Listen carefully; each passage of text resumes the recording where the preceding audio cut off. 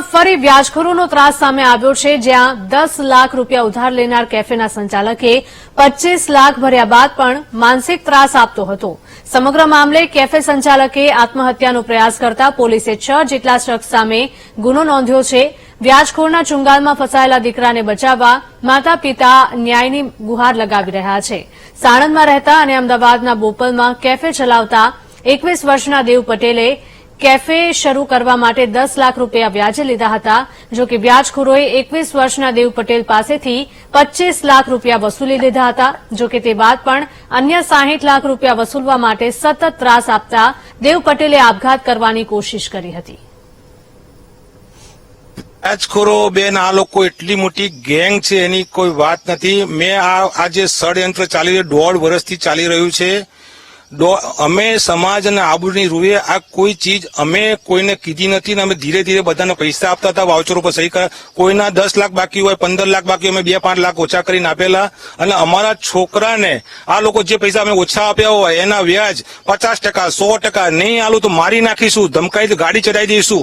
અને આ લોકો એવી મોટી ગેંગ છે બેન. આ લોકો આઈડી દુબઈ થી બાકી આઈડી આવે, અહીંયા આવે, એ બધા ઘણા બધા નામ છે. આની અંદર કમસે કમ 20 થી 25 માથા એવા મોટા મોટા છે, એ છેક સુધી પહોંચેલા છે.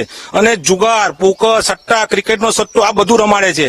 છોકરાએ વ્યાજે લીધા હોય, પૈસા પાછા ના આપી શકતો કે તું આ 5 લાખનું આઈડી લઈ લે, તું જીતી જઈશ તો તારા પૈસા વસૂલ થઈ જાય. પણ છોકરો જીતે નહીં એટલે પછી એની જોડે ફાઇનાન્સર હોય. ફાઇનાન્સર કેવો હોય કે 5 લાખ હારી ગયો હોય તો 10 લાખ રૂપિયા પર વાઉચરો પર સહી કરાવી દે. એટલે ભાઈ અઠવાડિયા પછી 10 લાખ રૂપિયા આપી દેવાના. એ છોકરો આપી ના શકે એટલે ગમે ત્યાંથી કંઈક ને કંઈક વ્યવસ્થા એ પાછું બીજો ફાઇનાન્સર લઈ આવે. આમ ટોટલ તેમણે ધવલ પંડિત અને અન્ય બીજા 5 આરોપીઓ જે આ કામના છે તેમની પાસેથી કુલ 32 લાખ રૂપિયા વ્યાજે લીધેલા હતા, જેના તેમણે ઓલરેડી 1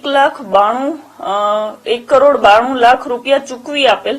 તેમ છતાં આ આરોપીઓ તેમની પાસેથી બીજા 1 કરોડ 59 લાખ જેટલા રકમની માંગણી કરતા હતા.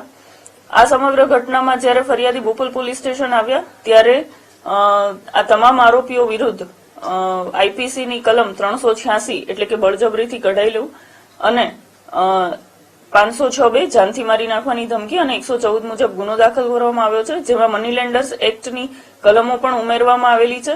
અને તાત્કાલિક પોલીસે આના જે મુખ્ય સૂત્રધાર છે તે ધવલ પંડિતની અટકાયત કરીને તપાસ બોપલ પોલીસ સ્ટેશનના પીઆઈ એપી ચૌધરી સાહેબ ચલાવે છે.